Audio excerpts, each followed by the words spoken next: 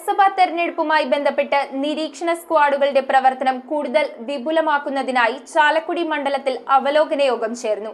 ചിലവ് വിഭാഗം നിരീക്ഷകൻ അരവിന്ദ് കുമാർ സിംഗിന്റെ നേതൃത്വത്തിലായിരുന്നു യോഗം. മണ്ഡലത്തിന്റെ അതിർത്തി പ്രദേശങ്ങളിൽ നിരീക്ഷണം ശക്തമാക്കണമെന്നും അദ്ദേഹം ഉദ്യോഗസ്ഥർക്ക് നിർദ്ദേശം നൽകി.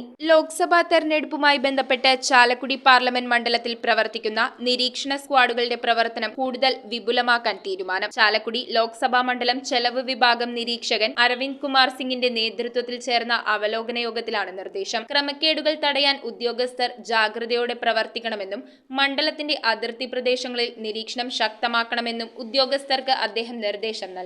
ജില്ലാ കളക്ടറുടെ ചേംബറിൽ ചേർന്ന യോഗത്തിൽ ജില്ലാ വരണാധികാരിയും ജില്ലാ കളക്ടറുമായ NSK ഉമേഷ്, ചാലക്കുടി ലോക്സഭാ മണ്ഡലം വരണാധികാരിയും അഡീഷണൽ ജില്ലാ മജിസ്ട്രേറ്റുമായ ആശ സി എബ്രഹാം, ആലുവ റൂറൽ ജില്ലാ പോലീസ് മേധാവി വൈഭവ് സക്സേന, ബന്ധപ്പെട്ട ഉദ്യോഗസ്ഥർ തുടങ്ങിയവർ പങ്കെടുത്തു. News bureau, Ernakulam. ഫുഡ് കഴിക്കാൻ ഇഷ്ടമില്ലാത്ത മനുഷ്യന്മാരുണ്ടോ? എന്നാൽ നമുക്ക് കുറച്ച് വെറൈറ്റി ഫുഡ് കഴിച്ചാലോ?